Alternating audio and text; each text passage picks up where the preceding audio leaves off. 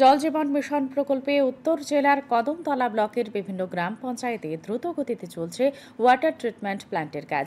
ব্লকের অন্তর্গত সরলা গ্রাম পঞ্চায়েতের ৩ নম্বর ওয়ার্ড এলাকায় প্রায় ১০ কোটি টাকা ব্যয়ে নির্মিত হচ্ছে একটি আধুনিক ওয়াটার ট্রিটমেন্ট প্ল্যান্ট। এই প্ল্যান্টের মাধ্যমে প্রায় ১২০০রও বেশি পরিবার পাবে পরিশ্রুত পানীয় জল, জানিয়েছেন পানীয় জল ও স্বাস্থ্যবিধি দপ্তরের আধিকারিক সোহেল আহমেদ। প্রকল্পটির কাজ সম্পূর্ণ হলে এলাকায় পানীয় জলের সংকট অনেকটাই দূর হবে বলে আশা করছেন স্থানীয় বাসিন্দারা।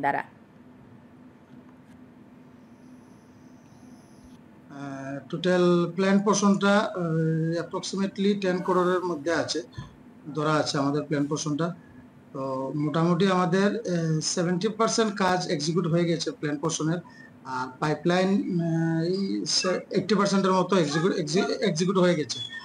তো এই সরলা ইনোভেটিভ প্ল্যান থেকে আমাদের মোট Bishnupur GP, Brajendranagar GP, Sarala GP আর রানীবাড়ির একটা অংশ কাভার হবে। তো মোটামুটি ১২৫০ থেকে ১৩০০ ফ্যামিলি আমরা এই প্রজেক্ট থেকে কাভার করব। এবারে সরলা থেকে কদমতলার এই আশপাশ এবং মহেশপুর এবং ব্রজেন্দ্রনগর, রানীবাড়ি, সাতসঙ্গম, উত্তরাখণ্ড জল দেওয়া তারা প্রকল্প আছে।